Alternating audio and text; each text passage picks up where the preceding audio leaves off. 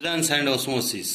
पीछे तक जो हमने यूजेस के बारे में बताया था, रुकिए, ये था, हमने बताया था हाइपोटोनिक और आइसोटोनिक और एक हाइपरटोनिक, तीनों के बारे में बताया था कि किसमें एक तरह से किस तरह फंक्शन करती है। आज जो मिसिंग कर रहे हैं, यहाँ से हम शुरू कर रहे हैं डिफ्यूजन एंड ओस्मोसिस से। Diffusion can occur in any medium. Diffusion किसी भी मीडियम में संभव है। इवन ये ब्लैंक में, एम्प्टी एरिया में भी ये डिफ्यूजन हो सकती है और गैस में भी डिफ्यूजन होती है। लेकिन ऑस्मोसिस को अगर कंपैरिजन करें तो ये सिर्फ और सिर्फ लिक्विड मीडियम के लिए यूजफुल है। Means it's occurs only in liquid medium. The diffusing molecules में भी सॉलिड, लिक्विड और गैस, तीनों में से कोई एक हो सकते हैं। इस चीज को डेराइव किया एनी मीडियम, मतलब there are three mediums generally: solid, liquid and gases. So in this three medium, diffusion can be occurred, where osmosis is involved movement of solvent molecules only. Solvent molecules means anything which solve in liquid, they only can do the movement which is called osmosis generally. Liquid medium में ये संभव है।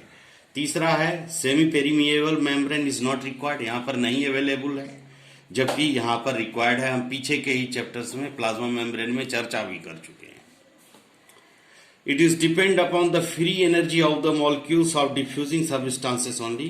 Presence of other substances in the system is of no importance. मतलब जो चीज, जो molecules में energy की आवश्यकता होता है, वही सिर्फ उसी को डिफ्यूजन करती है, बाकी की किसी चीज को डिफ्यूज करने की आवश्यकता नहीं पड़ती है। जबकि ऑस्मोसिस में डिफ्यूजन ऑफ सॉल्वेंट मॉलिक्यूल्स, जो लिक्विड मीडियम है, उसी को एक जगह से दूसरे जगह कैरी फॉरवर्ड करती है। ऑस्मोसिस सिर्फ, यानी वाटर है तो ऑस्मोसिस है, वाटर नहीं तो ऑस्मोसिस नहीं। An equilibrium in the free energy of diffusion molecules is achieve in the system, और जबकि equilibrium in the free energy of solvent molecules is never achieved. जबकि इसमें डायरेक्टली एनर्जी को अचीव्ड करती है डिफ्यूजन में, और जबकि ये इसमें ऑस्मोसिस में जो एनर्जी जो घूल करके पानी के माध्यम से पूरे शरीर को जाती है, वह तब एनर्जी को कंट्रीब्यूट करती है।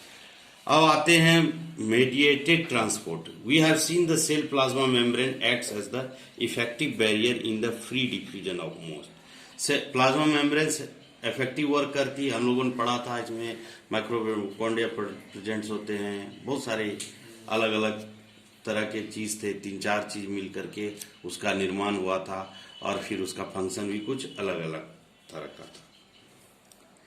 Molecules of biological significance, yet the essential that some materials enter the leave the cell. जब कोई मटेरियल किसी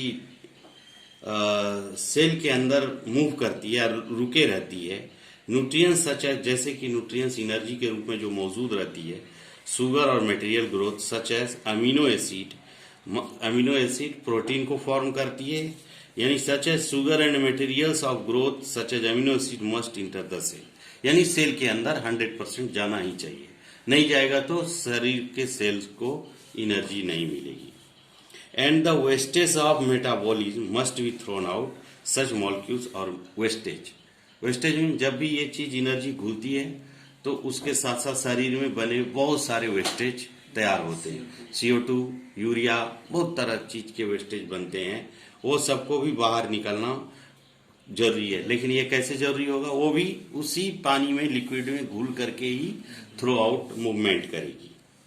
the special proteins called transport protein, such molecules are moved across the membrane. ऐसे molecules जो पूरे membrane में move करता है, उसको प्रोटीन कहते हैं। एक स्पेशल प्रोटीन कहलाती है वो, जो कहते हैं हम जिसको ट्रांसपोर्ट प्रोटीन्स और premises.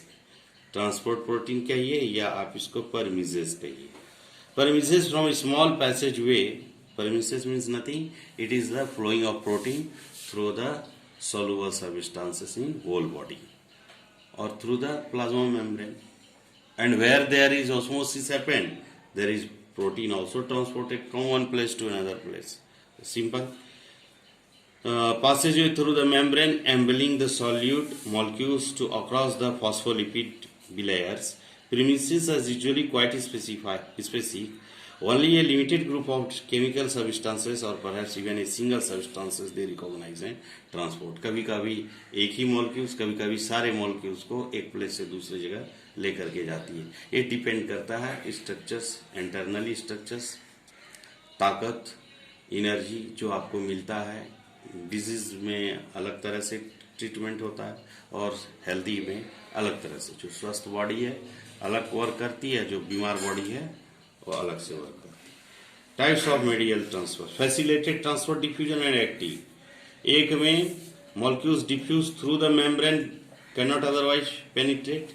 Facilitated transport through the membrane move करता है. और active transport mean the energy of specialised system pump to transport molecules to direction of. और एक में ये पंप करके एक तरह से दूसरे जगह फ्लो करते हैं. तो अगर एक्टिव ट्रांसपोर्ट और डिफ्यूजन के अंतर को आप समझें तो और क्लियर हो जाता है. It is a rapid process, ये स्लो प्रोसेस है. डिफ्यूजन स्लो प्रोसेस है, जबकि एक्टिव रैपिड, एकदम कंटिन्यूसली मूवमेंट होते रहते हैं. It can move materials through a biological cellular membrane against the concentration gradient. It can move materials across a bio membrane down the concentration gradient. It takes place in the directions only. It takes place in the both direction. एक ही directions को जाता है, एक दो directions को जाता है.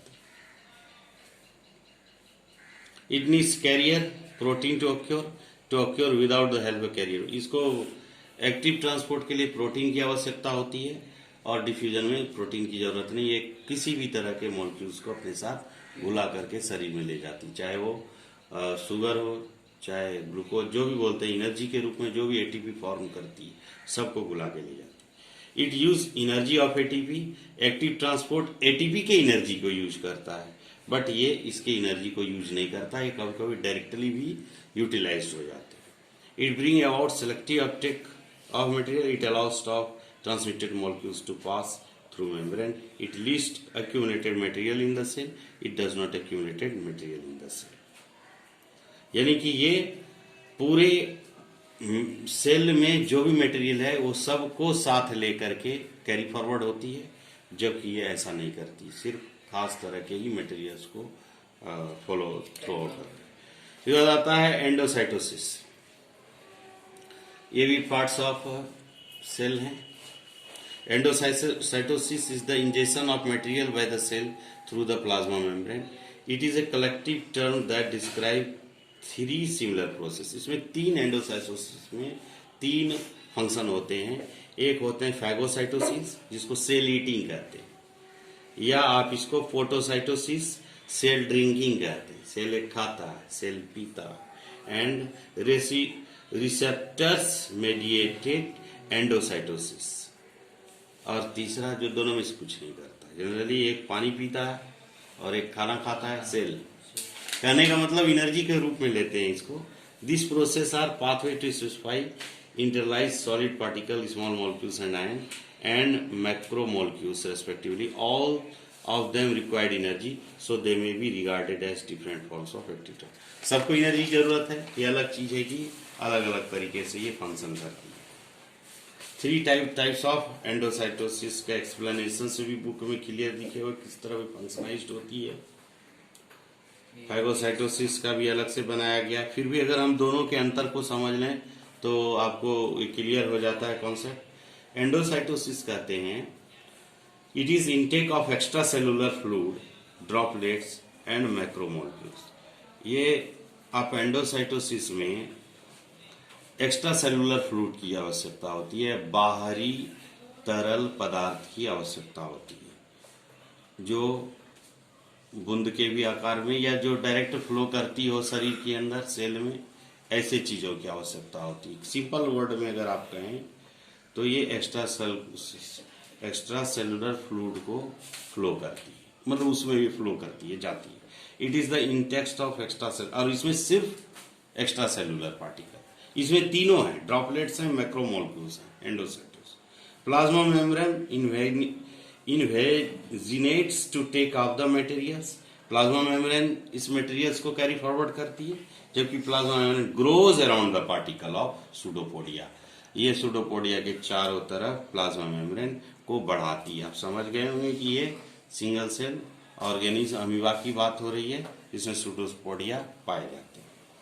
It is A nutritive process. Endocytosis जो है न्यूट्रिटिव प्रोसेस है, यानी कि पोषक देने वाला पद्धति है, पोषण देने वाला। ये है पोषण देने वाला और साथ साथ डिफेंसिव भी, रक्षात्मक काम भी करती है, यानी उसको एक्स्ट्रा ये भी देती है, एनर्जी, ताकत भी, या WBC कहते हैं, deficiency. Endocytosis vesicles only 1 micrometre wide है, 0.1 माइक्रोमीटर वाइड है एंडोसाइटोसिस, जबकि फाइगोसाइटोसिस 1 से 2 माइक्रोमीटर बड़ी होती है। फिर एक्सोसाइटोसिस है। Just as the materials can be brought into a cell by invaginations and formations of a vessel, the membrane of a vessel can fuse with the plasma membrane and extrude its contents to the surrounding medium। क्या होता है, जब material cell के द्वारा यहाँ तक पहुँचाई जाती है एक्सोसाइटोसिस तक, वहाँ जाकर के वो ब्रेकिंग डाउन होता है, एनर्जी ब्रेकिंग डाउन होने के बाद बाकी के शरीर के पार्ट को ट्रांसपोर्ट करती है। This process is called cell vomiting. इसी को सेल वोमिटिंग कहते हैं। सेल ने उल्टी किया जैसे समझ लीजिए, या आप इसको एक्सोसाइटोसिस कह सकते हैं, यानी सेल के वोमिटिंग करने की प्रक्रिया। आप वोमिटिंग करते हैं खाना खा करके, तो जो पेट में खाना रहता है का मतलब है यहाँ पर कि सेल जब अपने एनर्जी को लेके कैरी फॉरवर्ड करता है तो ट्रांसफ्यूज करता है, एक में दूसरे जगह भेज देता है, एक सेल से दूसरे जगह को ट्रांसफर करता है ताकि पूरे शरीर को एनर्जी मिले। नहीं, अगर एक जगह से दूसरे जगह सेल सही तरीके से अगर कंट्रीब्यूट हो और ऑक्सीजन उसे एनर्जी को ना ले जाए तो वो जगह आपका शून्य हो जाता है। जैसे आप देखते हैं कभी बैठते हैं एक जगह का प्रेशर, कोई वैन दब जाती है तो वो एरिया पूरी तरह शून्य हो जाता है, क्योंकि वहां से वहां तक में सप्लाई बंद हो चुका होता है सब तरह का। सेल वॉल अब आती है भाई सेल वॉल की। In plant cell there occurs rigid cell, plant में रिजिड सेल वॉल्स होते हैं which lies outside the plasma membrane, के बाहर की ओर होती है ये।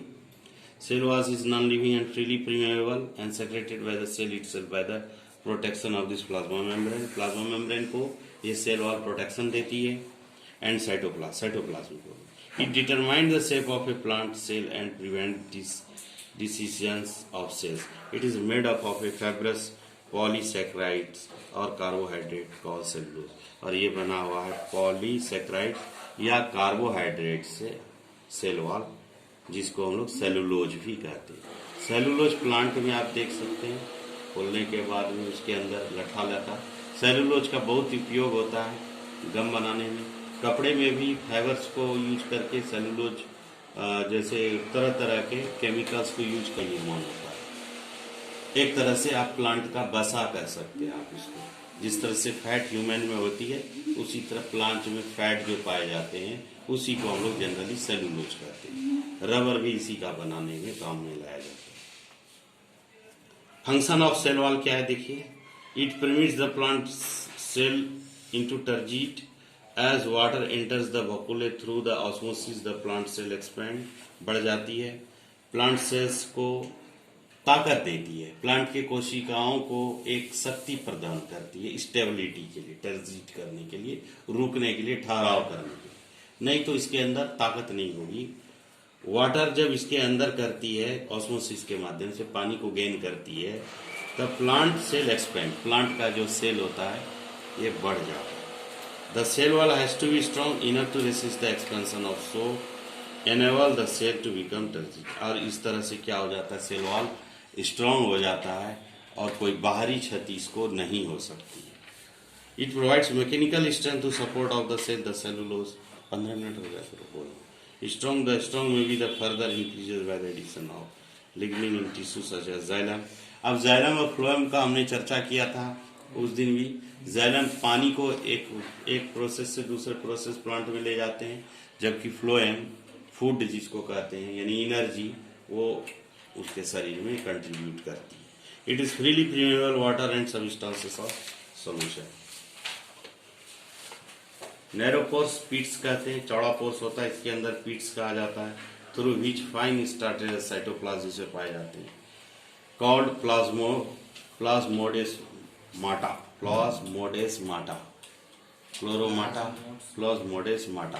थोड़ा बायोलॉजिकल नेम है, आपको एक दो बार प्रोनाउंसिएशन करके आ जाएगा उच्चारण। हाँ, प्लाज्मोडेस्माटा कहिए, आपको एक दो बार यूज करिएगा आ जाएगा। This intercellular connection allows send the material between the living cell contents. The cell wall of adjacent walls are blurred together is middle lamina.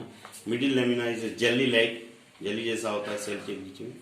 Substance made of calcium और मैग्नीशियम से बना होता है। प्लाज्मोलाइसिस प्लांट में होता है, osmosis भी होता है, प्लाज्मोलाइसिस भी होता है। When a living plant cell lose water, जब कोई जीवित प्लांट पानी को लॉस करता है वाटर थ्रू ऑस्मोसिस के माध्यम से, there is a shrinkage of contractions as the protoplasm away from the cell wall. This phenomena is called plasmolysis. इसी को प्लाज्मोलाइसिस कहते हैं। यानी there is a shrinkage of contractions of the protoplasm away from the cell wall. Cell wall से इस तरह की liquid बाहर की ओर प्रेस होते चली जाती है, इसी को प्लाज्मोलाइसिस कहते हैं। फिलहाल आप नाम को याद रख करके भी डिफाइन कर सकते हैं, लेकिन आगे जैसे जैसे आपका स्टडी बढ़ेगा तो आप जूलॉजी और बॉटनी अलग हो जाएंगे। जूलॉजी में आप जीव विज्ञान को पढ़ेंगे, ह्यूमन साइंस को पढ़ेंगे, और बॉटनी में आप प्लांट्स विज्ञान को पढ़ेंगे। अब जूलॉजी में भी डिफरेंट स्ट्रक्चर्स की स्टडी हो जाएंगे अगर जो बायोलॉजी लेते, ताकि खाली आप एक समय ऐसा हो कि एक ही नाम से मिलता जुलता जितने वर्क हैं जो सब एक दूसरे को वर्कआउट कर रहा है, तो पर्टिकुलर आप वही सब्जेक्ट को आप पढ़ेंगे, तो इससे आपका डाउट ऑटोमेटिक और क्लियर होते चले जाता है। फिलहाल हम सेल वॉल और प्लाज्मा मेम्ब्रेन के अंतर को समझते आता है। It occurs in plant cell wall देखिए कहाँ होता है, प्लांट में होता है। ये प्लाज्मा मेम्ब्रेन दोनों में होता है।